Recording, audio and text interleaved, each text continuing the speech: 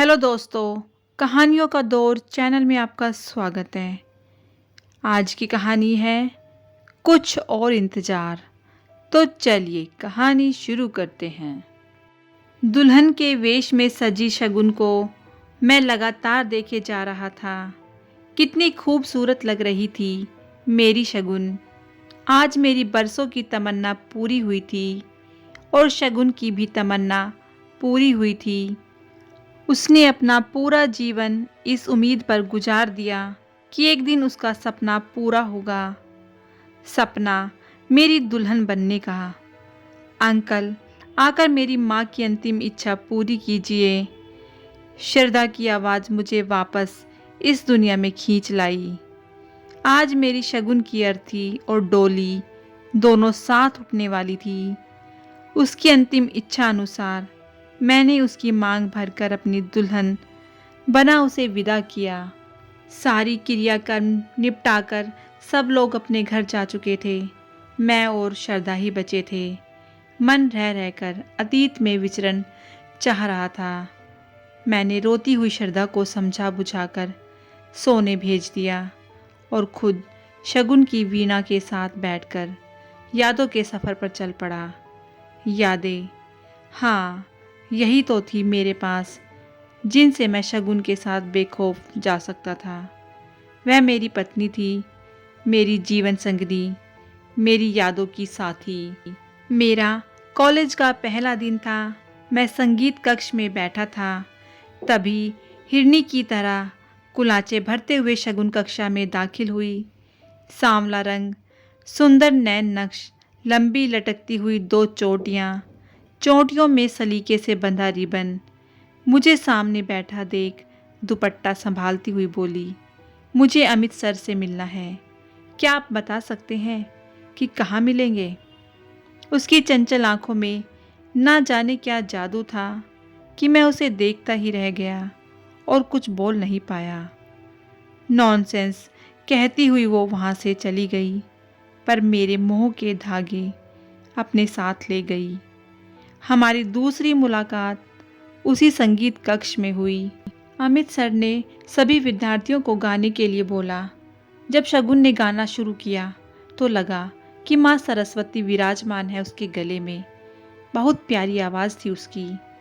बहुत अच्छा गाती हो। क्लास के बाद मैंने उसकी तारीफ करते हुए कहा, अच्छा तो आप बोलना भी जानते हैं? उसने हंसते हुए कहा। और इस तरह हमारी दोस्ती की शुरुआत हुई।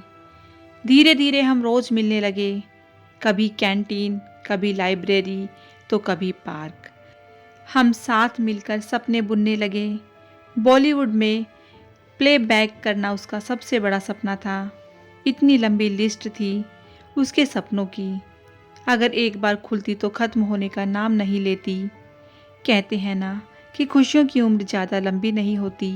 हमारी खुशियों को भी किसी की नज़र लग चुकी थी। उस दिन शगुन ने सनसेट देखने की जिद की। हम दोनों हाथों में हाथ डाले नदी किनारे बैठकर सूरज को धीरे धीरे नदी के आंचल में उतरते हुए देख रहे थे। जानते हो डूबता हुआ सूरज क्या कहता है? उसने मुझसे पूछा और फिर खुद ही बोली, वह कहता है, जा तो रहा हूँ, कल फिर आऊँगा। उसी तेज, उसी चमक के साथ मेरा इंतज़ार करना। ऐसी आशा, उम्मीद और उत्साह से भरी थी मेरी शगुन। वापसी में देर हो गई थी। अंधेरा गहराने लगा था। सर्दियों के दिन वैसे भी जल्दी छुप जाते हैं ना। हम दोनों घर पहुंचने की जल्दी में थे और तेजी से अपनी गाड़ी की तरफ बढ़ रहे थे।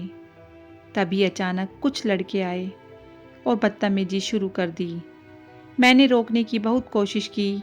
तभी किसी ने पीछे से मेरे सिर पर वार किया और मैं अपनी चेतना खोने लगा था। उन्होंने शगुन को पकड़ लिया। मैं चाहकर भी कुछ नहीं कर पा रहा था। वह तड़प रही थी, मैं बेबस था। धीरे धीरे मैं पूरी तरह बेहोश हो गया। होश आया तो खुद को अस्पताल में पाया। दिमाग पर जोर डाला तो सब कुछ याद आ गया। मैंने नर्स से शगुन के बारे में पूछा। उसने बताया वह आईसीयू में है, हालत गंभीर है। मैं अपनी बेबसी पर रो पड़ा। मेरे माता पिता, उसका परिवार, सब लोग आ चुके थे। कुछ दिनों में मैं ठीक हो गया, पर शगुन होश में नहीं आ पाई। डॉक्टर्स के अथक प्रयास और हम सब की प्रार्थनाओं से महीने भर में उसे होश आया। धीरे धीरे वह रिकवर करने लगी। मैं हर रोज़ उससे मिलने जाता था। हम सबका प्यार उसे वापस जिंदगी की ओर खींचने लगा। माँ, शगुन अब ठीक है, मैं उससे शादी करना चाहता हूँ। मैंने माँ से कहा। दोस्ती तक तो ठीक है, पर जिस लड़की की आबरू सरे बाजार लुट गई हो, उसे हम अपनी बहू नहीं बना सकते। जवाब पिताजी ने दिया। मेरे लिए आज भी शगुन वही है जो इस हादसे से पहले थी। मैंने साफ शब्दों में कहा, शादी करूँगा तो शगुन से ही, नहीं तो किसी से नहीं करूँगा। आखिर मेरी जिद के आगे उन्हें मेरी बात माननी पड़ी। हमारी सगाई की रस्मों की तैयारी होने लगी। सगाई के वक्त अचानक शगुन चक्कर खाकर गिर पड़ी। डॉक्टर को बुलाया गया तो पता चला कि वह माँ बनने वाली है। हम सब स्तब्ध थे और परेशान भी। शगुन की हालत देख डॉक्टर अबॉर्शन करने को तैयार नहीं थी और बच्चे के साथ शगुन को अपनाने के लिए मेरी फैमिली तैयार नहीं थी। शादी करने पर माँ ने खुद को ख़त्म करने की धमकी दे दी थी। उस दिन शगुन से बात करते करते मैं अपनी लाचारी पर रो पड़ा। शगुन ने मुझे कहीं और शादी करने के लिए मनाने की कोशिश की, पर मेरा दिल कुछ भी सुनने को तैयार नहीं था। अचानक शगुन उठते हुए बोली, शादी तो मैं भी तुमसे ही करूँगी, किसी और से नहीं, पर तुम्हें इंतज़ार करना पड़ेगा, एक लंबा इंतज़ार।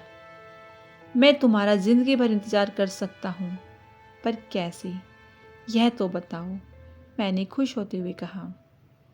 अचानक से गंभीर होते हुए वह बोली, देखो, हम माँ की ज़िंदगी से खिलवाड़ नहीं कर सकते और ना इस बच्चे को ख़त्म कर सकते हैं। मैं इस बच्चे को जन्म दूंगी, इसका पालन पोषण करूंगी और एक माँ की पूरी जिम्मेदारी निभाऊंगी। बस तुम मेरे साथ रहना हमेशा। अपनी जिम्मेदारी पूरी कर मैं तुमसे शादी करूंगी। बोलो, मंजूर है तुम्हें?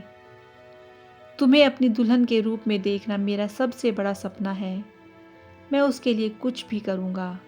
कहते हुए मैंने शगुन को गले लगा लिया। समय पर श्रद्धा का जन्म हुआ। शगुन ने नौकरी कर ली, सिंगल पेरेंट बनकर उसका पालन पोषण करने लगी थी। हम हर रोज़ मिलते, अपने सुख दुख बांटते और खुश रहने की कोशिश करते। श्रद्धा की पढ़ाई पूरी हो चुकी थी, जॉब करने लगी थी अब वो। शगुन ने उससे कुछ नहीं छुपाया था, उसके बारे में सब कुछ उसे बता दिया था।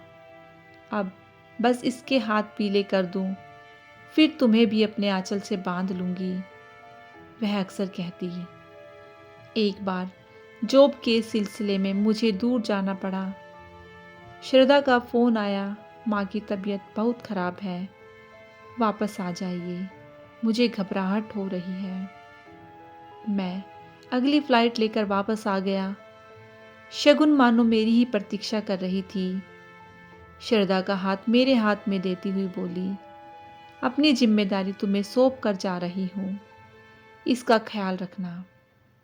तुम अपना वादा नहीं तोड़ सकती शगुन, अभी तो हमें शादी करनी है, तुम्हें अपनी दुल्हन के रूप में देखना है। मैं तड़प कर बोला, तुम्हारी दुल्हन बने बिना तो मैं यमराज के साथ भी जाने से मना कर दूंगी। उसने हंसने की कोशिश करते हुए कहा, अपनी दुल्हन बनाकर लाल जोड़े में विदा करना मुझे, यही मेरी आखिरी ख्वाहिश है। यह कहते हुए उसने दम तोड़ दिया और मुझे छोड़ गई प्रतीक्षा की डोरी थमा एक लंबे सफ़र पर। अगले जन्म में हम ज़रूर मिलेंगे शगुन, मेरा इंतज़ार करना, मैं आऊँगा, हमारा प्रेम ज़रूर पूरा होगा, बस कुछ और इंतज़ार। तो दोस्तों, ये कहानी आपको कैसी लगी मुझे कमेंट करके ज़रूर बताएं। यदि कहानी अच्छी लगी हो तो कहानी को लाइक कीजिएगा, शेयर कीजिएगा और चैनल को सब्सक्राइब करना बिल्कुल ना भूलिएगा। कहानी सुनने के लिए बहुत बहुत धन्यवाद।